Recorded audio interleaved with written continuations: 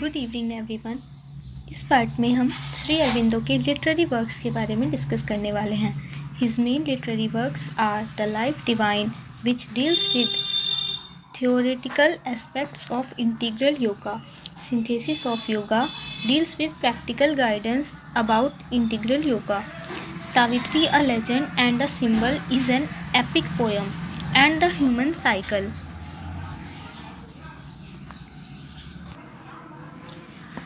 His other works are: number 1, complete works of Sri Aurobindo. Early cultural writings, collected poems, collected plays and stories, Kana and other Upanishads, essays on the Gita, the Mother, letters on yoga, autobiographical notes and other writings of historical interest, the future poetry, the Renaissance of India, Isha Upanishad, Harmonies to the Mystic Fire, the Secrets of the Veda, Karma Yogin. Contribution to English writing. Aurobindo was the first writer of Indian blood and birth to produce a major literary corpus almost entirely in English. He is an outstanding figure in Indo-Anglian literature. He stayed in England for a period of about 14 years, which made English his mother tongue. For all practical purposes, he came to acquire a complete mastery over the difficult language English. English as if verily born to that heritage. In Baroda state, he taught French for some time and then became professor of English and vice principal.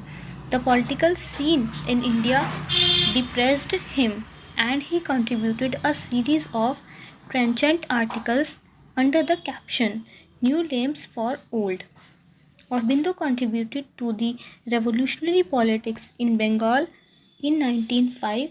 He wrote Bhavani Mandir.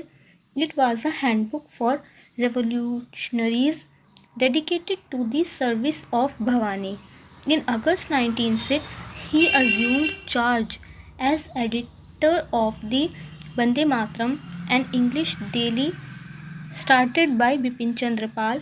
The poet J. A. Chadwick wrote in 1936 of Sri Aurobindo that he would rank among the supreme masters of our time. His poetical output represents the creative effort of about 60 years and may run to some 3,000 pages.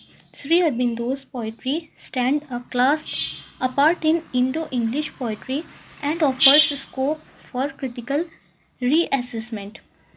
George Sampson has referred to Sri Aurobindo as more famous as an exponent of Indian nationalism than as a poet.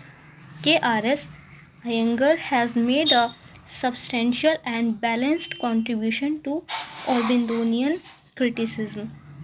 Throughout his long career, he never abandoned his first love, i.e., poetry.